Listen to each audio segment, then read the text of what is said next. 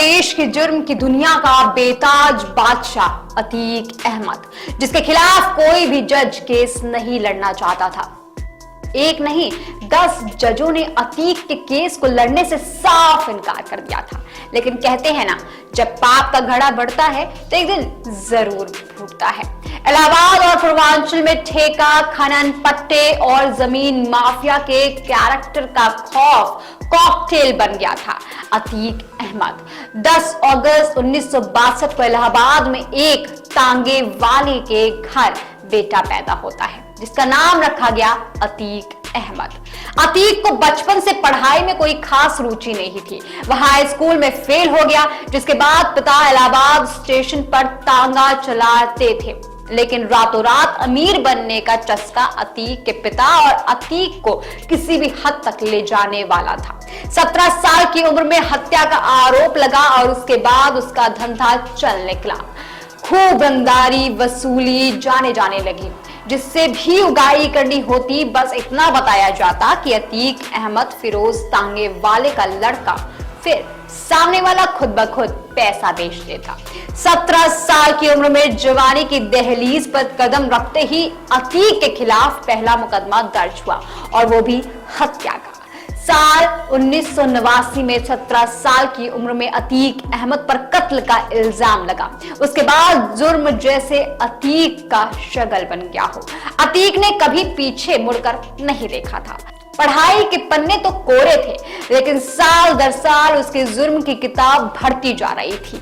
अतीक कैसे बना, कैसे फला फूला, ये जानना बेहद दिलचस्प है। कभी इलाहाबाद में चांद बाबा का खौफ हुआ करता था, जिसके सामने जाने से पुलिस भी कांपती थी। उस वक्त अतीक की उम्र कोई 20-22 साल की रही होगी। पुलिस चांद बाबा के खौफ को खत्म करना चाहती थी, इसीलिए अतीक को सियासी और पुलिसिया दोनों की ही शह मिली। 1986 आते आते अतीक गैंग खुखार हो चुका था, चांद बाबा की गैंग से भी ज्यादा खुखार। फिर एक दिन अतीक को पुलिस उठा कर ले गई। उस समय उत्तर प्रदेश में वीर बहादुर सिंह की सरकार थी और दिल्ली में प्रधानमंत्री थे राजीव गांधी। दिल्ली से अचानक फोन आया और पुलिस अतीक को घर तक छोड़ कर आई थी। अतीक ने चांद बाबा की गैंग को एक एक करके खत्म कर दिया। 1987 आते आते अतीक को पता चला कि जुर्म की दुनिया की बादशाह बरकरार रखनी है तो राजनीति की छाव में जाना ही पड़ेगा। अतीक अहमद को समझ आ चुका था कि सत्ता की ताकत से वो क्या क्या कर सकता है। इसलिए 1989 में उसने इलाहाबाद पश्चिमी विधानसभा सीट से निर्दलीय चुनाव लड़ा और विधायक बन बैठा। चांद बाबा के खात्मे के बाद अतीक का खौफ इस कदर हावी हो गया कि उसके खिलाफ चुनाव लड़ने को तो कोई तैयार ही नहीं होता था। अतीक 1991 और 1993 में फिर से इलाहाबाद पश्चिमी सीट से चुनाव जीत गया। फिर आया 1992, जब पुलिस ने अतीक का कच्चा चिट्ठा खोला तो आंखें फटी की फटी रह गई।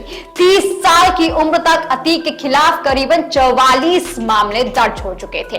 लखनऊ, कौशाम्बी, चित्रकूट, इलाहाबाद कोर्ट में मामले दर्ज हुए, सबसे ज्यादा इलाहाबाद में दर्ज हुए थे। उसके जुर्म का किस्सा उत्तर प्रदेश से बाहर निकलकर बिहार तक चला गया। बिहार में भी इनके खिलाफ कई हत्या, अपहरण, जबरन वसूली के मामले दर्ज हो चुके थे। 1996 में अतीक को समाजवादी पार्टी ने अपना कोहिनूर बना लिया। अतीक फिर चुनाव जीत गया। हर चुनाव के बाद अतीक का बाहुबल में कई गुना ज्यादा इजाफा हो जाता था। 1999 में अतीक ने दल बदला और अपना दल में शामिल हो गया। फिर वो 5वीं बार विधायक बना।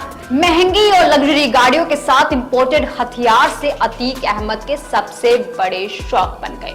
2004 में अतीक फूलपुर लोकसभा का चुनाव लड़ा और जीतकर संसद पहुंच गया।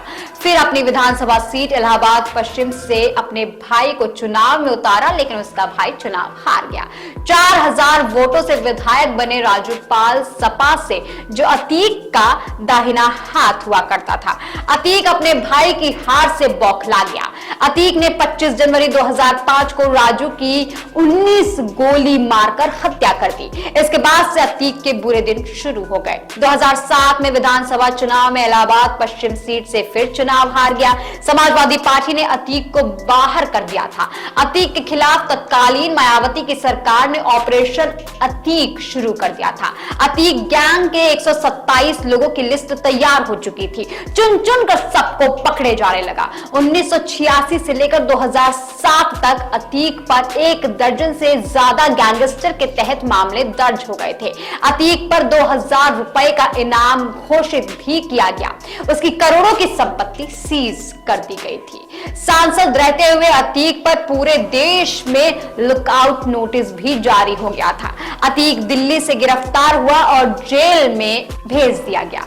2012 में अतीक ने अपना दल से चुनाव लड़ने की तैयारी शुरू कर दी। उसने इलाहाबाद हाई कोर्ट की बेल से अर्जी डाली। फिर कोर्ट ने 10 जजों ने उसका मामला सुनने से खुद को अलग कर दिया। 11वें जज तैयार हुआ और अतीक को बेल मिल गई।